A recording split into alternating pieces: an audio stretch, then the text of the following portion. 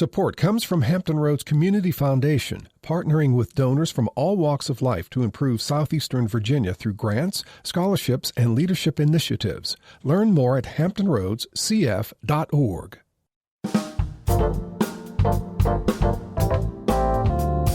Hello, everyone. I'm Barbara Ham-Lee. Today in Virginia, it is legal for adults ages 21 and older to possess an ounce or less of marijuana. With apologies to those not of the 70s generation who may not understand the analogy, before you have a Cheech and Chong up in smoke moment, stay tuned for today's Another View. You may be able to legally consume cannabis, but you need to know the law before you light up. Our guests today have answers to your questions about legal marijuana in Virginia. From weed in the workplace to where and when you can indulge, we'll talk about it.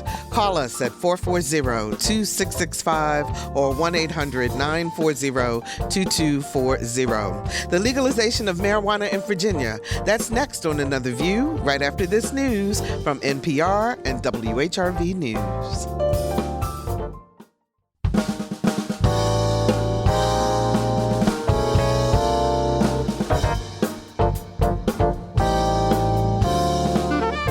Discussing today's topics from an African-American perspective, this is Another View. Hello, everyone, and welcome to Another View. I'm Barbara Ham-Lee. Well, it's official. As of midnight, possession of marijuana in Virginia is legal. But you can only own so much, you cannot sell it outside of a medical dispensary, and you can still be busted in certain circumstances. So many questions, but we have the experts to answer them. Joining us is Sarah Kiah Morton, owner of LOCKGREEN, a 100% Black-owned, Virginia-based company whose mission is to offer high-quality products that provide protection, promote safety, and support the values of responsible consumers of cannabis. Hello, Sarah. How are you? Good morning. I'm so happy to be here. Thank you so much for joining us. Happy about this day. Absolutely. Yeah, I want to get your opinion on this in just a moment. Attorney Deborah Yang Collins, she specializes in employment law and civil litigation. Hi, Deborah. How are you? Hi, Barbara. It's a pleasure to be here. Thank you so much for joining us. And career prosecutor Anton Bell, Commonwealth attorney for the city of Hampton. Hello there, Anton. How you doing? I'm doing good, Barbara. How are you? Good. I'm doing great. Thank you all so much for being here today. So, Sarah, I want to start with you because as a board member of Virginia NORML, which is the National Organization for the Reform of Marijuana Laws, and one who advocates for responsible cannabis use, today must be feeling like a little bit of a victory, maybe? Oh, yeah. Very exciting day. So very much so. So tell me, what are you thinking about in terms of reaching this milestone? How difficult has it been? Oh, it's been a fight. It actually happened pretty quickly because this legalization was supposed to go into effect in 2024, but on April 21st, Governor Northam moved that date up to July 1st, 2021. So that was an exciting change. Everything happened quickly. But there's a lot of people that have been putting in the work from Virginia NORML to community organizations across the state. So it's definitely a victory to get to this point. Mm-hmm. So, Anton, I know that it's legal, but there are many restrictions. So can you just give us a general sense of what can we do as of today? Let's start with that first. Okay, so generally speaking, a person can, that's over the age of 21, so that's the first thing. You have to be over the age of 21. You can... Is it 21 and over, or is it over 21? 21 and over. 21 and over, okay. All right. Yes. Mm-hmm. You can personally possess up to an ounce of marijuana.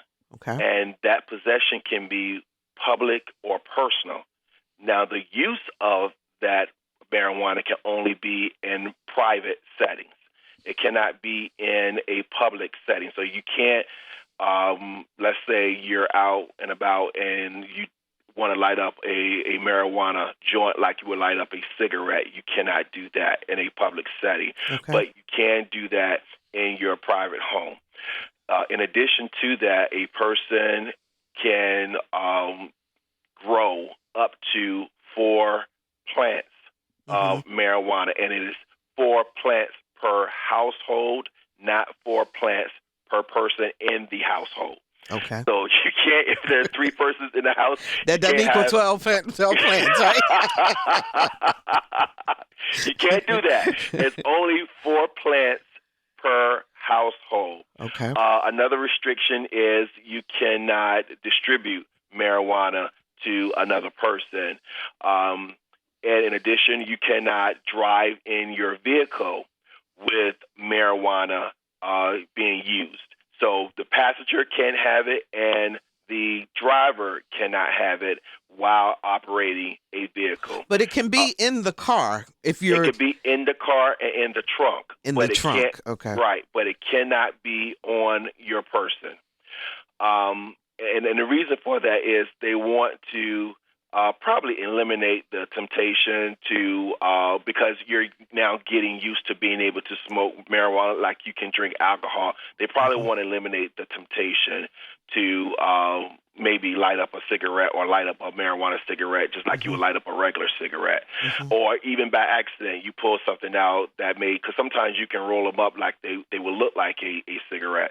So just probably want to eliminate the possibility of that. So that is not legal as well. And that pretty much covers the general. There are a lot of specific things that the statute addresses, but generally speaking, that's probably the big key points in that statute. So, Sarah, the law also says you cannot sell marijuana yet. The dispensary, the recreational dispensaries won't be set up in Virginia until 2024. So the question is, the underground economy, so to speak, in terms of purchasing marijuana, do you think that's just going to continue to flourish? I mean, or where else are people going to be able to get weed if you can't buy it? Well, I'm not advocating one way or the other, but I'm sure that will continue. It's continued for 70 years since Prohibition started. But where else would they be able to get it? They are able to grow, but if you technically started on July 1st today, it's going to take some time for harvest. So what they're saying is you won't be penalized. You won't be you have charges brought up against you if you have it. And that's what the important part is, because there's so many folks in jail right now with these simple possession charges or charges on their record. They may not be in jail. They may be on some level of probation. And that's the problem. That's the problem, because then on the other hand, you have folks that are making millions of dollars doing the same thing that they got arrested for. So, the great thing is that they've taken away that punishment. So, Deborah, the 4th of July holiday is coming up this weekend. You're hanging out. You want to smoke a couple joints with some friends and so forth. And you go to work on Monday or Tuesday, whichever day the holiday, I guess Monday is the holiday. So if you go back to work on Tuesday and your employer pulls a random drug test and you test positive, what happens? So if you're a recreational marijuana user, there still is no employment protection for you. The change in the law that goes into effect today protects employees who are using cannabis oil pursuant to a valid written certification from their doctor, and that they were prescribed that cannabis oil to treat or to eliminate symptoms of a diagnosed condition or disease that they have. Okay, so only medical marijuana you are allowed to be in the workplace and not be penalized. Is that right? And that's correct. There's no protection for recreational users, and it's a little bit, there's some exceptions to the law. It's big news that effective today, there is protection for medical marijuana users. But the statute does say that an employer can still prohibit possession during work hours. So they can't bring it with them in the workplace while they're working. And that employer can still take action against the employee if they are impaired by the use of the cannabis oil at work. And the interesting thing is that impairment isn't defined. So it's not as clear as, for example, your blood alcohol content. If you're tested and it's above a certain level, you're impaired by law. With a positive test for THC, it's only going to say positive or negative. And there's going to have to be some other indication that it impacted you and that it impaired you. If the employer can say that you are impaired by your use of cannabis oil, even if it's lawful, it's prescribed by your doctor to treat a condition, they still can discharge, discipline, or discriminate against you.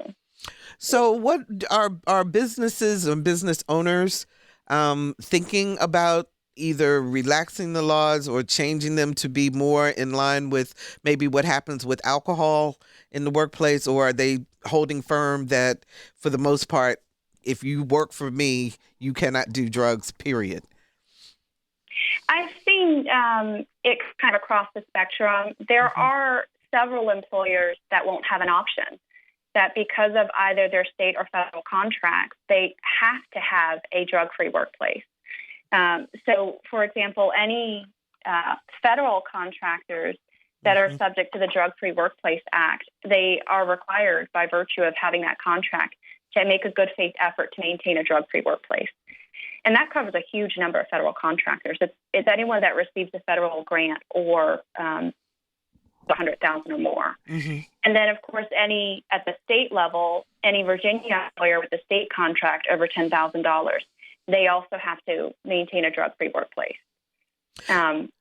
Well, that's a conundrum, Anton, because, and let me ask you about this, because marijuana stays in your system so long, how are they going to measure whether or not if it shows up in your system, that's one thing. That doesn't necessarily mean that you're high, though, at that point, right? Well, that's correct, Barbara. The fact that you have the marijuana in your system does not mean that you consume the marijuana that particular day. Right. You could have consumed that marijuana anywhere up to 30 days prior to that test.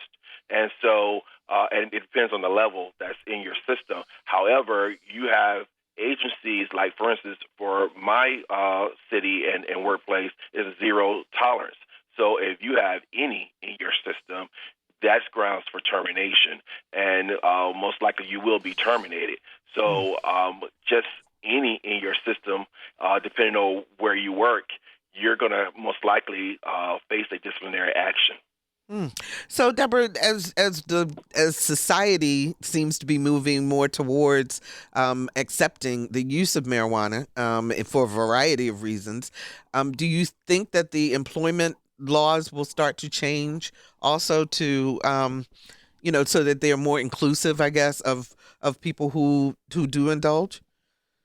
I think so. I think there are some restrictions, some of the ones we've talked about. And for example, employees that are in safety sensitive positions. So if you are you have a commercial driving license that's required, or you work in certain types of really hazardous positions where you have to be really alert, I'm not sure that just because of the nature of those positions that can change.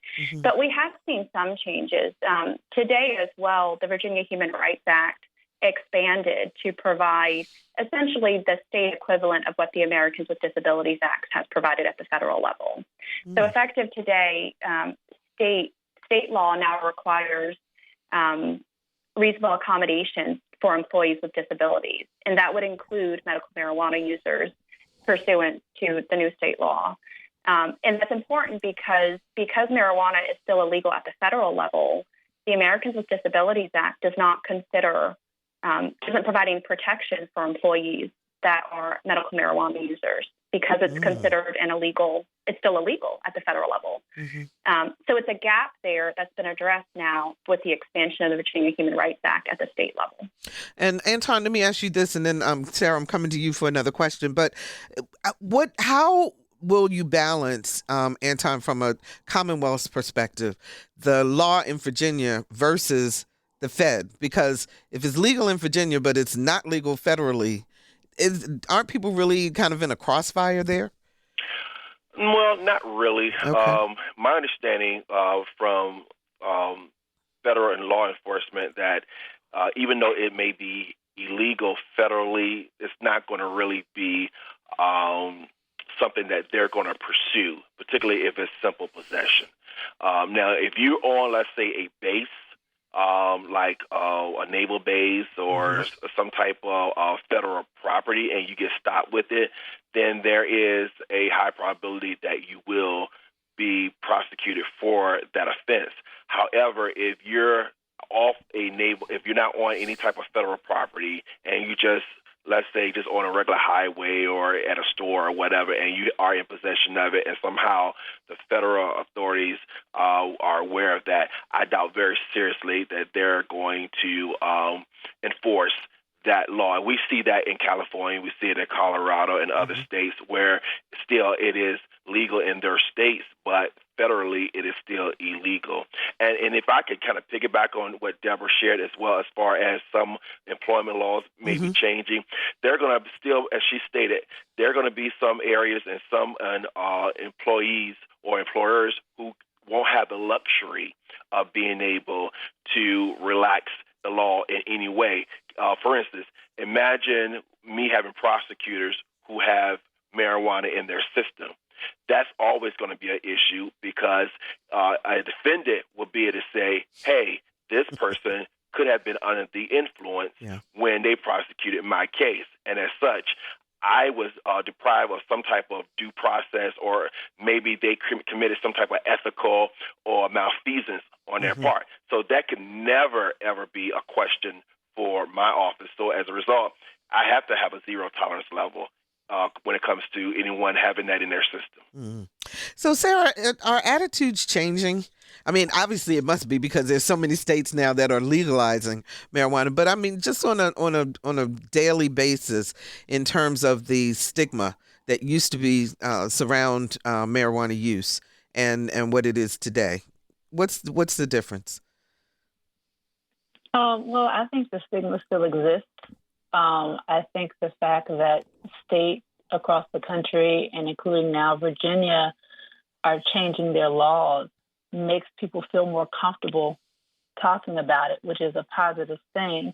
I've worked in corporate America for the last 15 years or so, and my husband has worked in the industry for about 10 years in different states, and I would bring these conversations up at fancy luncheons and events, and people would be so surprised, but they would feel comfortable talking to me once they knew that it was normal for me. You know, I'd hear all kinds of stories about what they did at their Super Bowl party or, you know, when they travel. So, but they told me secretly, like just between me and you, this. I'm seeing more of those same conversations in corporate spaces, especially be more open now, because now the attitudes are more open on the legislative side, and you folks are seeing that, you know, it's not the reefer madness that it was promoted to be years ago. They're opening their eyes to really what it is. So that's a positive thing for sure. But I think there's a lot more work to be done in regards to changing that stigma and making it okay for people to talk about their cannabis use. 440-2665 or 1-800-940-2240 are the numbers to call to join our conversation. What questions do you have about the legalization of marijuana, which went into effect in Virginia today? 440-2665 or 1-800-940-2240. Anton, we know that in the U.S., I guess it's about 4 African Americans were arrested for marijuana possession at about the rate of 4 times more than whites, even though whites and African Americans pretty much use weed on the same level. How does this new bill, and I want you to, Sarah, you to answer the same question, but how does this bill help in terms of the disparity of arrests around marijuana use? Okay, so Barbara, as you know, we always say numbers don't lie. And so it is an unfortunate set of facts, but no question there's a disparity when it comes to the number of arrests of African Americans or people of color when it comes to marijuana. And I do not believe that people of color are using marijuana at a greater rate than other ethnicities. However, what we're finding is with, at least what I have seen as well, is with the violent crimes arising, you may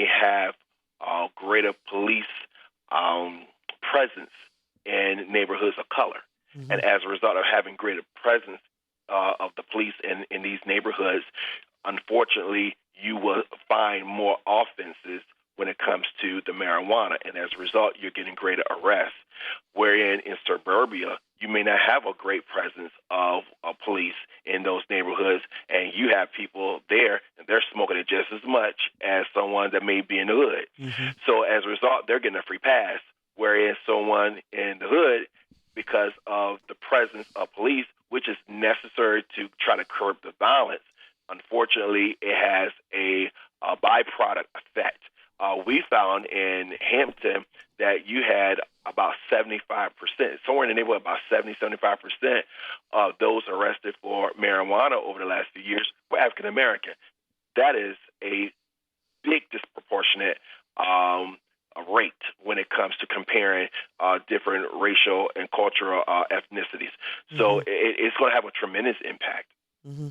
And Sarah, I know that that right now, some people that are arrested in prison or serving jail time for an amount that as of today is now a misdemeanor. It's maybe a $25 fine. Do you foresee, as this law continues to evolve and so forth, that some of the people who may be locked up now will get their sentences reduced or have an opportunity to go back and have their sentence reconsidered?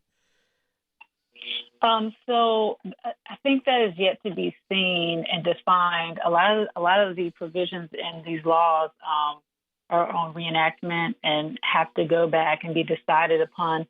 There have been changes where folks who had simple possession, their records have been, I forgot the word that they use, wiped clean in some kind of way where it's no longer... expunged? Is that the word? No, it's not expunged. Oh, okay. I can look it up while we're talking, but basically it's no longer being able to be seen on their criminal records. And then this year, as of April, I believe, another wave of simple possession with intent to distribute, I believe, was what is now wiped clean and not able to be seen on criminal records. A lot of these details can be found on virginianormal.org/legalization.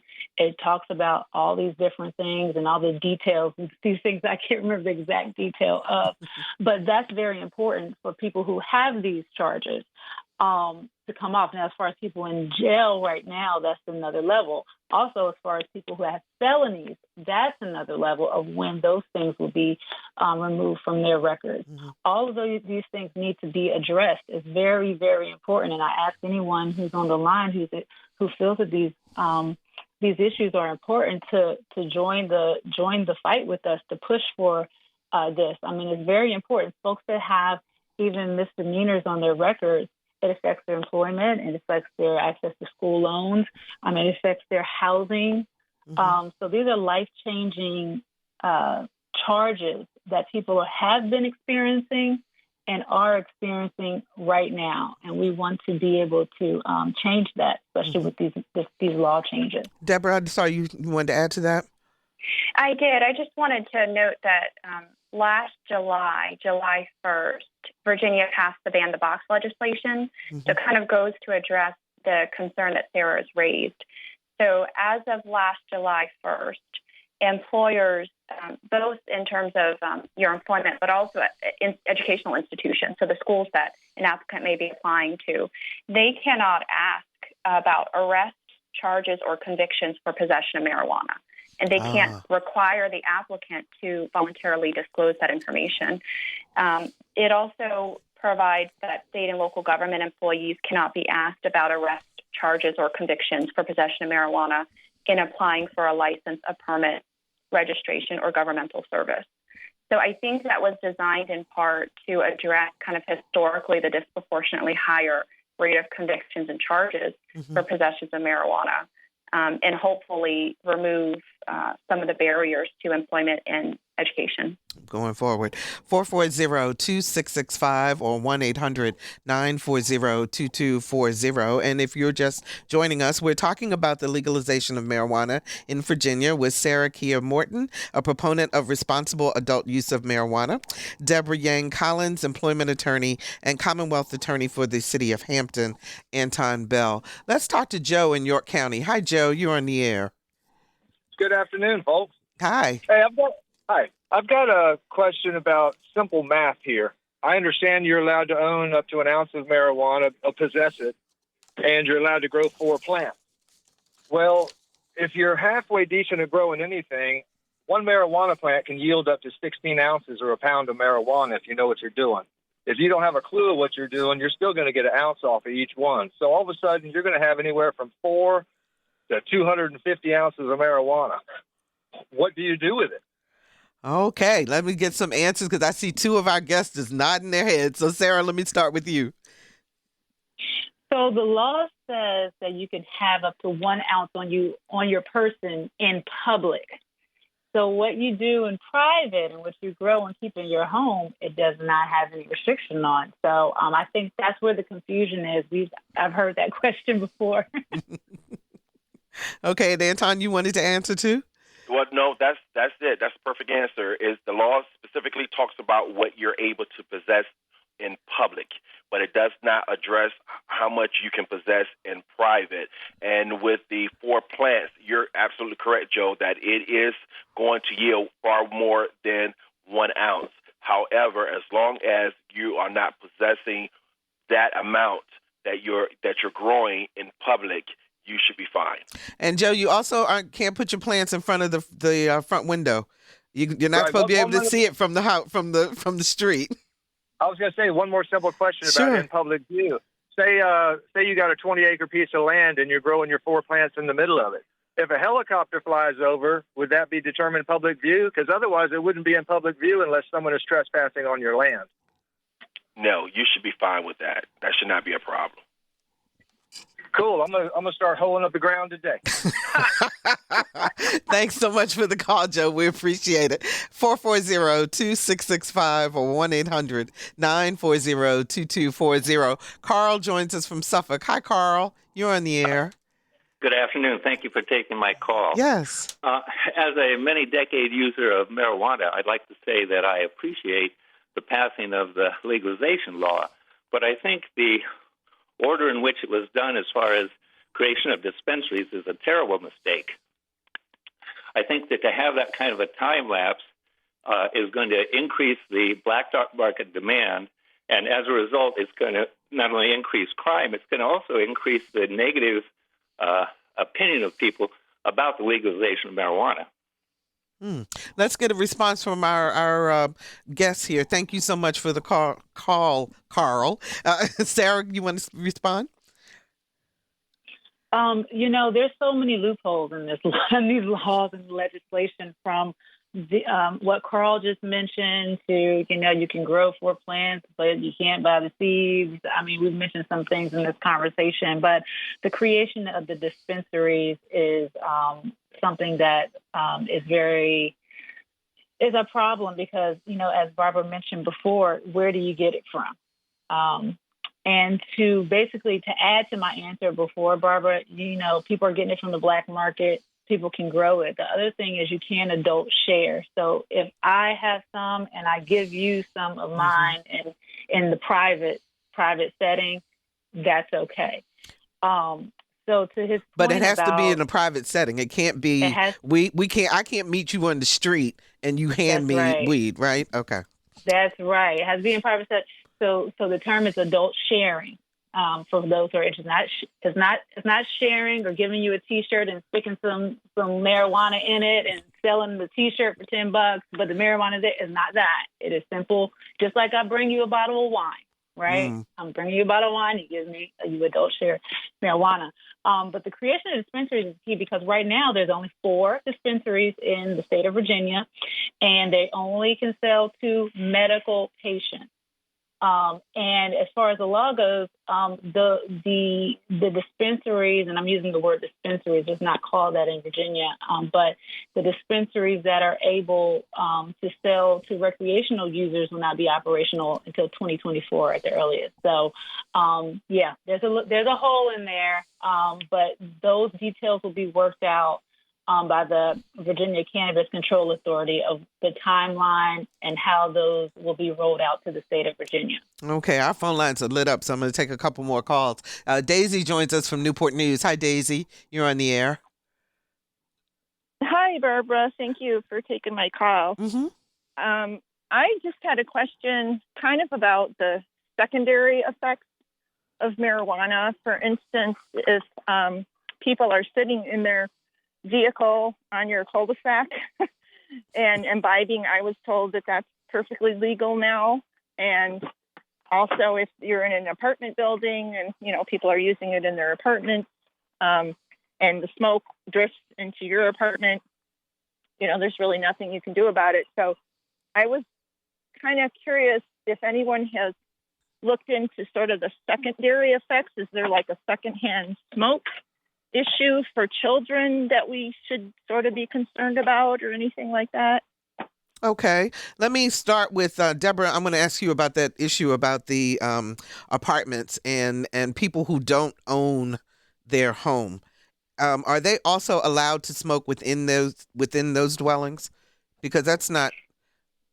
I think it's considered out of public and it's private, but I might have to defer to Anton on that. Okay. All right, Anton? It is private. If you are in your apartment, then that is your private residence. But can your landlord say, I don't allow marijuana smoking in my Yes, building? your landlord can do that. Okay. Absolutely, your landlord can do that because that could be part of a contractual obligation. So whatever you contract with your landlord, they are able to do that. Just like they may say, we allow no pets. Mm-hmm. So absolutely, that can be allowed. However, if that is not a part of your lease, then you can consume it in your apartment and it not be illegal. However, I believe the caller said something about being in your car in your cul-de-sac. Right. Yeah. No, you cannot be in your car in your cul-de-sac smoking marijuana. You have to be in a private residence or someplace of privacy for you to be able to consume the marijuana. You can possess it, but you can't use it in that scenario. And Sarah, can you answer her question about the residual effects in terms of secondhand smoke around children and so forth? I cannot specifically answer because I'm not aware of any studies or haven't come across that personally. Mm-hmm. But I do know that the law specifically states that you cannot share with anyone under 21.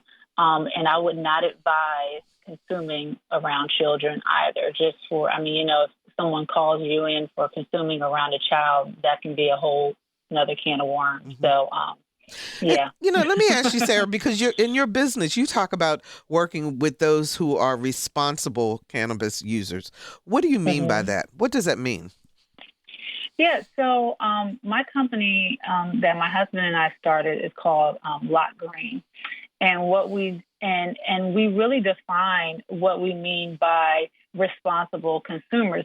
Those are folks who stay aware, they educate themselves, they know the law, they respect adult use only, like we were just talking about, and not giving to children. They respect the rights of others, because everyone doesn't appreciate cannabis. May not appreciate cannabis like we do, and also respecting the experience and just knowing the social issues around cannabis. So that's how we define it. But really, if I want to summarize all of that and wrap it in a bow, I'd say just being aware, being knowledgeable of what's going on with the law changes right now. We've identified a few things already. Yes, it's legal, but you could still get in trouble. So absolutely. Let's be aware of what the laws are, and so that we can operate within them. And are there certain rules of the road? Is there certain etiquette around marijuana usage now that you can do it in your home and so forth? etiquette within your home. Yeah, or etiquette, period. I mean, if you invite people over, for example, and you smoke and they may not, I mean, is there a, it's kind of like cigarette smoking in that sense of, people have learned how to respect others who don't smoke cigarettes, to either go outside or stay, away or don't smoke. Are there other etiquette things that surround marijuana? Well, in regards to respecting other people, I would mean like in public, or if there's someone who doesn't like it, we're not going to smoke or consume next to them. And I will say, it's more than just smoking. There's folks that consume marijuana that don't ever smoke. They, they may do edibles, or they may vape, or use, lotions and tinctures. So I just want to make that clear as well. There's many ways to use it. But just respecting others if you're smoking and not being around those who don't. But if you're in your own home, you can do what you want. That's my opinion. But I do have a question, Anton, to that point. If you're in your backyard on your deck, can you smoke out there because you're at your own home? That's tricky. And I'll tell you why that's tricky, because it depends on how, let's say, if it's an apartment or if it's a condo, it depends on how it's constructed, because the statute says you have to be hidden from public view, basically. And so if your back of your deck is to the public, then I believe that you could potentially be in violation of the statute. Now, if your deck, let's say, is in the back where it's concealed, and the only way that someone will be able to see you is like from an airplane or binoculars or something of that nature, then I think you will be safe. But it depends on how it is constructed. And we all know with many of these condos and apartments, a lot of times the decks are in public view of everyone. And if that is the case, I don't think you're going to have a safe you're going to be safe in being able to use it and have a safe argument of being able to say, I'm privately using or consuming this marijuana. Okay, let's go to Olivia in Chesapeake. Hi, Olivia. You're on the air. Hi. So my question was concerning growing marijuana. We live with our backyard along a major roadway, and we have a fence that you can see through.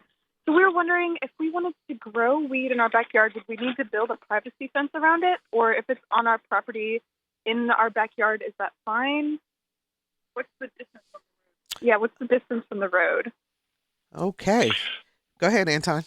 So in cultivating marijuana under subsection B, subsection A, it says you have to ensure that no marijuana plant is visible from public way without the use of aircraft, binoculars, or other optical aids. So if your marijuana is visible from a public way without the use of an aircraft, binoculars, or other optical aids, then yes, you're going to have to do something to ensure that that marijuana plant is being concealed, but for these exceptions. Right. So you can't show it outside. You can have it in your private space, but you can't show it at a place where people can see it publicly. Correct. Does that answer your question, Olivia? Yes, thank you. Okay, you're welcome. Thanks so much for the call. 440-2665 or 1-800-940-2240. Courtney joins us from Portsmouth. Hi, Courtney. You're on the air. Hi. Courtney, can you turn your radio down? Because your feedback is coming through. Okay. Sorry about that. That's okay. Go right ahead. My question was, as far as the dispensaries, I heard the previous caller, they're not going to have it till 2024, but there are also a lot of callers saying that they're going to grow it. So my question is, how are you able to grow it if it's not, what if you wanted to grow it? What do you do, if that makes any sense? I'm not quite sure. Can you say that one more time? If you want to grow your own marijuana plant, because you're allowed to grow 4 in the state of Virginia, right? How are you able to grow your marijuana if there's no dispensaries to get it? I got you. Okay. All right. Sarah, you want to take that? Oh, this is the question of the whole legislation. And I mentioned lots of loops, lots of holes in the law, and this is a huge one, right? So you want to grow, but selling seeds, selling plants, selling clones is illegal in Virginia. So what do? I do not have the answer to that question, but folks are getting them somehow. But legally, you can't do those things. So, yeah. Okay. I have a question, and I think this comes to you, Deborah. Reginald asked us, could you please touch on CDL drivers again? I'm not quite sure. Lisa, do you know what? Yeah, go ahead, Deborah. Yeah, sure. So a CDL driver is a commercial driving license holder, and they're regulated by the Department of Transportation. And DOT does not authorize any marijuana use. So that is considered a complete exception to what we've talked about, the protection. CDL drivers do not have the protection that the new law provides. And in Virginia, if you are if you possess while you operate a commercial motor vehicle, the possession of it, if you're discovered, has to be reported to DMV, and it will go on your driving record. So if you have a CDL license, I'm not sure how much progress there's been in terms of providing you additional freedoms or protections. So, Deborah, what would you advise people who are in the workplace to do before they start taking advantage of this new law? It depends on what their employer develops as policies. So employers should be reevaluating their substance abuse policies, their drug testing policies, their reasonable accommodation policies. An employer, has to adapt to the law, and they have to communicate what their policies and rules are to their employees. So, an employee has to abide both by the law, but also by whatever regulations their employer puts in place. Have you had a lot of employers saying to you, help us out here? What do we need to do? Yeah. In order to make changes? Yes, anticipating that July 1st is going to come, changing their policies. And it's very specific to the employer and the positions of the employees. Mm-hmm. And whether they have contracts or other regulations that take the decision away from them, whether their employees are in safety-sensitive positions. It's a lot to consider. Okay. All right. 440-2665 or 1-800-940-2240. Alex joins us from Hampton. Hi, Alex. You're on the air. Hi. How you guys doing? Oh, doing good. Go ahead. Good. Just out of curiosity, kind of a more of an ethical question for you guys. Mm-hmm. So as a father of 3 children and a baby on the way, my 3 children are 8, 7, and 4. I'm just a little concerned with the idea of it becoming legal since we have decided, or I believe it's underway, I'm not sure what the outcome was, to ban menthol cigarettes because they're more attractive to youth. What consideration did we give to the idea that, maybe getting high would be attractive to the youth of today? And are we sure that this is necessarily a great idea? Okay, let me get some response from our guest. Sarah, you want to start? Sure. So that concern, I hear that, and I like to parallel marijuana to alcohol a lot because, basically a lot of folks address this as a personal freedom issue. They're able to consume cannabis if they like, just like they're able to consume a glass of wine at the end of the night or a drink of whiskey at the end of the night. So there's always that consideration built in. And a lot of these laws were designed similar to how they designed the ABC laws about keeping it out of the hands of children and things like that. So those considerations were definitely made in the laws, but we still made it legal.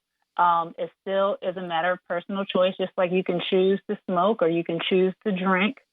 Those things are there. But also, there's also a lot of other positive things that come out of it, such as what we discussed with the convictions and folks being in trouble with something that's actually being made. Profits are being made and legal. So so all of those things were taken into consideration when these laws were revised. Okay, our phone lines are lit up, so I'm going to keep taking calls. But Anton, I want to ask you a quick question. Lisa Godley, our show producer, was talking about being in D.C., where marijuana is legal. And she said that walking down the street, it is everywhere. It's all through the air. I mean, I guess apparently in D.C. you can smoke it wherever. Do you foresee that happening in Virginia? I do. I do. In fact, I'll tell you this. Since April or March, when all of this legislation was being discussed, I've been in my car several times, and the smell of marijuana came through my air condition filter. Because, if scents can come through your air AC, and then you look in front of you and you see someone's car window half rolled down, and you see puffs coming out and everything. So it's going to increase the use, no question about it. And I've also been out walking, and you hit a spot, and boom, it's all in your face. And so it's going to happen. But that's just a reality of this new law, and so it's absolutely going to happen. Deborah, let me get your response to that too. Do you think it's just going to happen here? I think that's the way it's trending. Virginia's been moving towards decriminalizing and legitimizing marijuana use. We're making steps towards that. We're joining kind of the trend that other states have been taking as well. Sarah, how long is it going to take before the feds jump on board, do you think? Oh, that's debatable. I was in a conversation yesterday when they were talking about is that a good or a bad thing? But there is legislation now that is yet to be decided on about legalizing it on a federal level. So we just have to wait and see. Okay. Let's talk to Susan in Yorktown. Hi, Susan. You're on the air. Hey, how are y'all doing? Doing good. I think my question was kind of just answered just now. My question was, what is the ultimate goal of everybody looking to get things legalized? And it sounds like it's so you can just smoke anywhere. To me, it's heartbreaking. Just one more thing that's going to endanger people, and that's just me as a mom and somebody who works with children for 30-some years. But my question then on the other side would be, what detriment does anybody there on the panel see in this legalization? In all honesty, what do they see as probably not a good thing that this has happened? Okay, let me ask the question then. Who wants to take that one first? Anton, go ahead. Yeah, I'm chomping at the bits on this one because as a prosecutor, I always look for unintended consequences. And one of the unintended consequences are drug dealers. We all know, everybody on this panel and anyone listening know, drug dealers are going to be enriched by this new law. No question about it, because dispensaries are not activated as of yet. And so as a result of that, where are they going to get the seeds? Where are they going to get the plants? Where are they going to get the weed right now? They're going to get it from the guy on the corner. And so those persons are people that are going to hurt the public health and safety of our community. So I'm always mindful of the unintended consequences. I'm also mindful of the attractive nuisance essence of this statute, which is basically they're going to be teenagers who are going to see it and they're going to say, oh, that gives us greater access to it because they may find it in their parents' home or their friends may get it out of their parents' stash or wherever.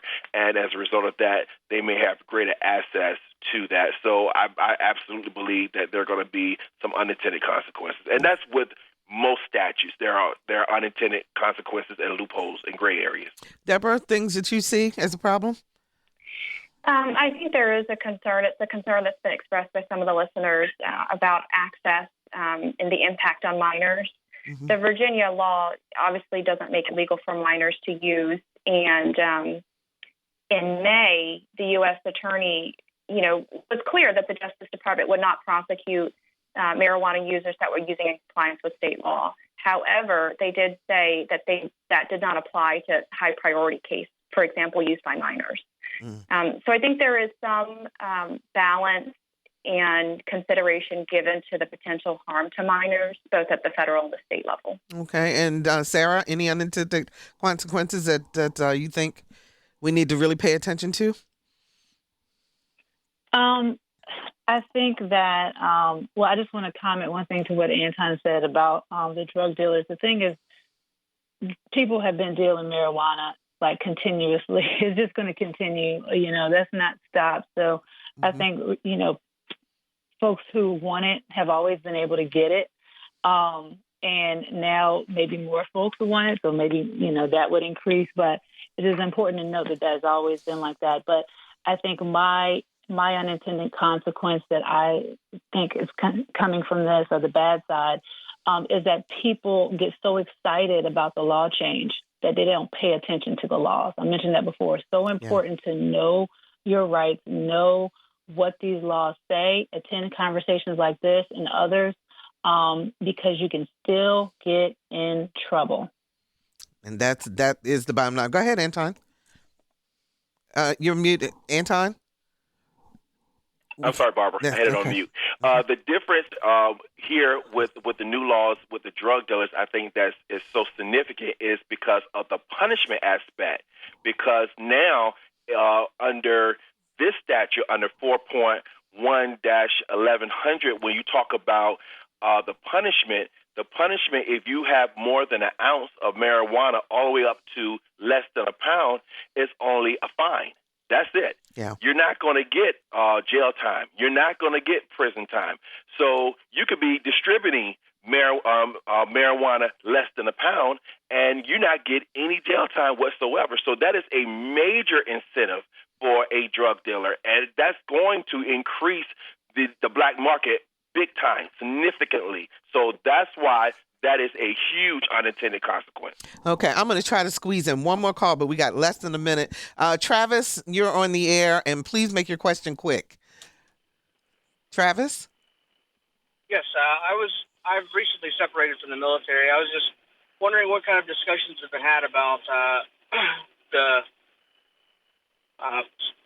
sailors going out in town and how that might impact them, and what the unintended consequences there might be. Okay, thank you so much. Deborah, can you answer that in like 30 seconds? I'm not sure that they would really be in a different position than a Virginia resident. If they're here, docs, then they're going to be subject to the Virginia laws that we've discussed. Mm-hmm. But at the same time, they also work for the federal government, right? If they're in the military. Right. So therefore, the laws are different. Is that right, Anton? That's correct. That's absolutely correct. So I think they're going to have to check with their bases and really, really pay attention is the bottom line. Is that correct? Okay, that is fantastic. Thank you all so much for joining us. This has been a great conversation. We still have phone calls lined up, but we are out of time. So I want to thank Sarah Kiah Morton and Deborah Yang Collins and Commonwealth Attorney Anton Bell. Thanks so much to all of you. And thank you all for listening to our show today. We really appreciate it. Today marks the beginning of the new fiscal year for WHRO, which means Another View is entering its 11th year on the air as a radio show. So on behalf of the Another View crew, we thank you for the support of our program. And hey, do us a favor and tell a friend about Another View. Turn them on to our podcasts. You can find them on our website, anotherviewradio.org. We're on Facebook, so like us, and I'm on Twitter at Barbara Ham Lee. I also want to take a moment to thank so many of you who reached out to me this week to wish me a happy birthday. It was just so incredibly heartwarming, and I love all of you. Thank you, thank you, thank you for that. I'm taking some time off, so producer Lisa Godley will join you in the host chair next Thursday with the Another View Roundtable. Our theme music is an original composition created and performed especially for Another View by Jay Sennett. Lisa Godley is our show producer. Todd Washburn is our audio engineer, and Dr. Barry Graham answered our phones. Our interns are Brianna Walton and Lang Burgess. I'm Barbara Ham Lee. Hey, it's a holiday weekend. Did you get your shot? If you haven't and you're going to be around people, please wear your mask. Better yet, get your shot. What are you waiting for? Happy 4th of July, everyone. And join us next Thursday at noon for Another View.